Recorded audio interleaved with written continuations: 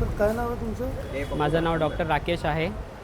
काय नेमकं प्रकार आहे? सर प्रकरण असं आहे की मी 3 वर्षापासून रेजन्सी अवाना नावाची एक सोसायटी आहे जे की शहाडमध्ये आहे, डीमार्टचं मागे. तर तिथे एक महिन्यापूर्वी अशी माझी पार्किंगबद्दल एक वाद झालं होतं व्हॉट्सअपवर. ते वादामुळेच ते वादाला घेऊन एक जॅक ओचानी नावाचं, दिलीप उर्फ जॅक ओचानी नावाच्या व्यक्तीने रात्रीचे सुमारास 1 ते 1:30 ते दरम्यान माझ्या रात्री घरी येऊन माझ्यावर दमदाटी केली. मला शिवीगाळ दिलं आणि त्यांनी मला सांगितलं की तुम्हाला इथे राहायची औकात नाही आहे, तुम्हाला तर इथे बघावंच लागेल. आणि ते सर बेसिकली कसं आहे ना, जे आम्ही सोसायटीमध्ये राहतात तिथे मेजॉरिटी लोक जे आहे ते सगळं सिंधी कम्युनिटी आहे. सिंधी कम्युनिटी असल्यामुळे आणि माझी वाईफ मराठी आहे आणि मी एज ए डॉक्टर आहे. मी मूळचं मध्य प्रदेशात, पण मी राहायला इथेच आहे. जन्म इथेच झाला आहे माझा आणि मी इथेच राहतो आहे. पण आम्हाला भरपूर ते दिल्यानंतरच रात्रीचं 1:30-2 वाजता येऊन मला शिवीगाळ दिलं. तुमची राहायची औकात नाही आहे, लायकी नाही आहे. ते झाल्यानंतर आम्ही सकाळीच लगेच मांडा टिटवाळा पोलीस स्टेशनला गेले, एक NC दाखल केली. NC दाखल केल्यानंतर पण मग ते NC दाखल केल्यानंतर पण तो काही थांबलं नाही आहे. तो डायरेक्टली सांगतो आहे की मी स्वतः इथे चेअरमॅन आहे, मला कोणी काही करू शकत नाही आहे. ते आणि सतत आम्हाला ग्रुपमध्ये टार्गेट केलं जातं. काही गोष्टी झाल्या तर ग्रुपमध्ये, व्हॉट्सअप ग्रुपमध्ये टार्गेट केलं जातं आहे. सोसायटीच्या लॉबीमध्ये इथे हे लोक एक धुरंधर नावाची गँग बनवली ते माणसानी. त्याचे काही मित्रगण आहे, धुरंधर नावाची गँग बनवली. ते येताना जाताना आम्हाला त्रास देतात. ते आम्हाला एवढं हे केलं आहे की अछूतसारखं केलेलं आहे आम्हाला सोसायटीमध्ये. आम्ही लिफ्टमध्ये चढले, ते लोक लिफ्टमधून उतरून जातात. आम्ही काही करायला गेले ते असं आम्हाला वागतात आहे की जसं काय आम्ही इथे तुच्छ झालेले आहे एकदम. म्हणून हे मानसिक त्रासाला कंटाळून मी हे निर्णय घेतला आहे की माझा फ्लॅट मी हे लोकांच्यामुळे विकणारच आहे. आणि माझी प्रशासनाकडे हेच विनंती आहे की आमच्याबरोबर जे झालेलं आहे ते दुसरी फॅमिलीबरोबर व्हायला नाही पाहिजे. म्हणून प्रशासनाकडे आम्हाला एक न्यायाची अपेक्षा आहे की लवकरात लवकर ते माणसावर जे अपेक्षित कारवाई करावं आणि पुढे कोणालाही त्रास नाही व्हायला पाहिजे अशी त्याला समज आणि शिक द्यायला पाहिजे. पोलिसात तक्रार दाखल केलेली, पोलिसांनी यावर कारवाई केली? पोलिसाने नोटीस पाठवलं होतं त्याला, पण तो नोटीस पाठवल्यानंतर पण आम्ही पण भरपूर वेळा सोसायटीमध्ये, आता मी गेल्या मागचे 10 वर्ष मी योगीधाममध्ये होतो, पण कधी असं काही झालं तर समजून सगळं बसतात. संध्याकाळी आपण काही वाद झालं तर संध्याकाळी बसून चहा पितात, सगळं एकामेक होतं का की आपल्याला राहायचं आहे. पण हे माणूस त्याला वाढवायचं तो स्वतःला चेअरमॅन समजून तो स्वतःला समजतो की मी ते इकडचा बॉस झालेलं आहे, मला कोणी काही करू शकत नाही आहे. ते आम्हाला डिफेमचं नोटीस पाठवतं आहे. मी माझं डिस्पेन्सरी बघायचं, माझं मुळं बघायचं आहे की यांचं वाद करायचं. मला एवढा टाईम नसतो सर की मी यांचा वाद करू किंवा यांचं लोकांना रिस्पॉन्स करू की मी किती लोकांवर मी NC करू, किती लोकांवर FIR करू, मी काय करू. मी आता माझं पेशंट बघू की माझं घर बघू की काय बघू.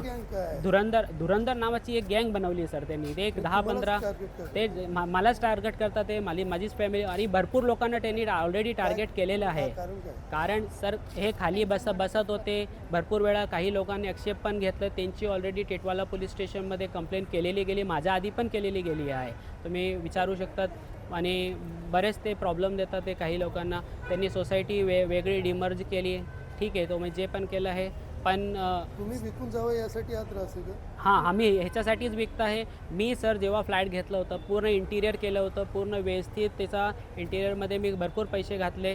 त्याच्यानंतर माझं हेच होतं की मी इथेच राहणार आहे, पण हे त्रासामुळे मला इथून निघावंच लागेल का की तो चेअरमॅन मला राहायलाच देत नाही आहे. एवढं मानसिक त्रास देतो. माझी वाईफ स्वतः झोपेची गोळ्या खायला लागली आहे की तर त्याला झोप येत नाही आहे. म्हणून मी फ्लॅट विकायचं हे निर्णय घेतला आहे सर. सर ये मुझे पता नहीं आप धुरंधर की जो बात कर रहे हो आप, मुझे तो इसकी कुछ आइडिया नहीं है सर. जो एक्चुअली मैटर है वो बहुत ही अलग मैटर है. प्रॉब्लम ये है कि सर कोई बाजू वाली विंग पे किसी ने पार्किंग रोकाई करके और उसकी पार्किंग को लेके क्वेश्चन किया गया. अभी बीइंग अ चेयरमैन मेरे पास सारे एक्सेस हैं टीवी के, तो मैंने जस्ट टीवी पे वो एक्सेस देखा और मैंने उस पर कॉमेंट किया. वो एक्सेस देख के मैंने कॉमेंट किया ग्रुप में डॉक्टर की बीवी को कि आपके सामने ही तेरे सामने गाड़ी रुकाई गई है, तेरा ध्यान नहीं गया क्या. ये कुछ मैटर हुआ था 4 बजे. उसके बाद कोई कन्वर्सेशन नहीं हुई. उसके बाद 11:30-12 बजे डॉक्टर की बीवी ने मैसेज किया ग्रुप में कि आप मेरे से तू तड़ाके से बात नहीं कर सकते. अगर आप तू तड़ाके से बात करोगे तो मेरे हस्बैंड भी आपके बीवी को मैसेज करेंगे. वहाँ पे हमारी कन्वर्जेशन हुई और ये पहली बार नहीं हुआ है सर। तू तड़ाके से बात मैंने हमेशा इस लड़की के साथ की है, क्योंकि मेरे से 10 साल छोटी है, मुझे भाई मानती है, मैं उसको अपनी छोटी बहन मानता हूँ। वो अपनेपन के हिसाब से मैंने इसको तू तड़ाके से बात की। रात को 1 बजे डॉक्टर साहब ने मेरे बीवी को मैसेज किया ग्रुप में कि हाय, मेरी वाइफ को अटैक करके, तू कैसी है, तूने खाना क्या बनाया है, ये सवाल उसने पूछा। कोई भी अगर किसी की बहन को, किसी की बीवी को अगर ऐसे मैसेज करेगा, किसी बेटी को ऐसा मैसेज करेगा रात को, तो कोई भी ऑफेंडेड हो जाएगा। मैं नीचे खड़ा था, कुछ लाइट का इशू था KLMS बिल्डिंग में, वो लाइट का इशू सॉल्व ही कर रहा था, मेरे दोस्तों के साथ था, लाइट वाले के साथ था। मैंने डॉक्टर को फ़ोन किया नीचे आने के लिए, उन्होंने मुझे बोला करके कि मैं नीचे क्यों हूँ, तुम ऊपर आओ। मैं मेरी बीवी के साथ ऊपर गया उनसे क्लैरिफाई करने के लिए। बाद में मालूम पड़ा कि किसी थर्ड पर्सन ने उनको लिफ्ट में आके भड़काया है, जिसका CCTV फुटेज मेरे पास पड़ा हुआ है कि कौन है वो थर्ड पर्सन। उन्होंने उसको भड़काया, वो उस चीज़ को इन्फ्लुएंस्ड होकर उन्होंने मेरे से तू मैं हो गई। वो आपको फुटेज, वो भी मेरे पास पड़ा, वो फुटेज भी आप देख लोगे। जब मैं लिफ्ट से निकल रहा था, इसने मेरे बीवी को मिडिल फिंगर दिखाया, which is actually not correct. एक लड़की को मिडिल फिंगर दिखाना भी एक बहुत बड़ी ऑफेंडेड चीज़ है। जब हम लोग रात को शांति से सोए करके सब मैटर भूल के, सुबह इन्होंने मेरे नाम पे, मेरे वाइफ के नाम पे NC की, ग्रुप में लिखा करके कि मैं उल्लासनगर का डॉन हूँ, अंडरवर्ल्ड हूँ। उन्होंने मेरे वाइफ के लिए भी लिखा कि that she is lady don, but don't forget मैं भी अम्बेडकर हूँ। ये चीज़ उन्होंने लिखी ग्रुप में। और नहीं, ये उन्होंने लिखी नहीं, हाँ उन्होंने ये चीज़ लिखी, इसका भी स्क्रीनशॉट मेरे पास पड़ा हुआ है। नेक्स्ट डे पे मैंने अपने दोस्त से बात की, वकील से बात की। मैंने वकील के थ्रू इनके ऊपर केस किया है। अभी वो केस फाइल्ड है, मेरे पास केस नंबर भी पड़ा हुआ है। और मेरे वाइफ ने भी कंप्लेन किया, क्योंकि इसने लेडीज़ मॉडेस्टी के ऊपर इसने क्वेश्चन मार्क किया है। ये 2 चीज़ हुई है। अब जब इसको मालूम पड़ा कि ये चीज़ उसके ऊपर भारी पड़ रही है, इन्होंने जातिवाद का उन्होंने केस ठोक दिया है।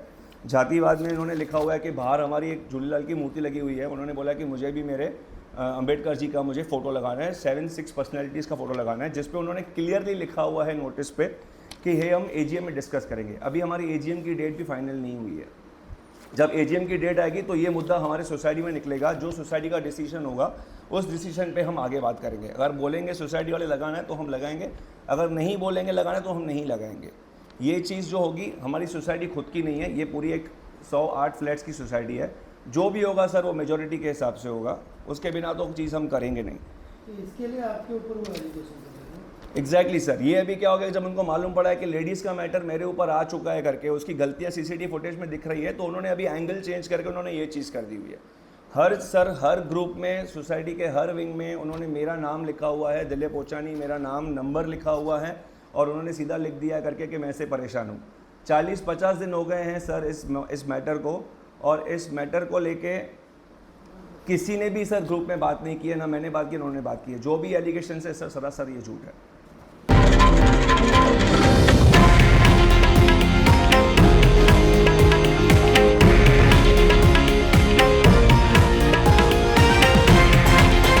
हे आहे देशातील नंबर 1 न्यूज नेटवर्क आणि आपण पाहत आहात TV9 मराठी, एकमेव।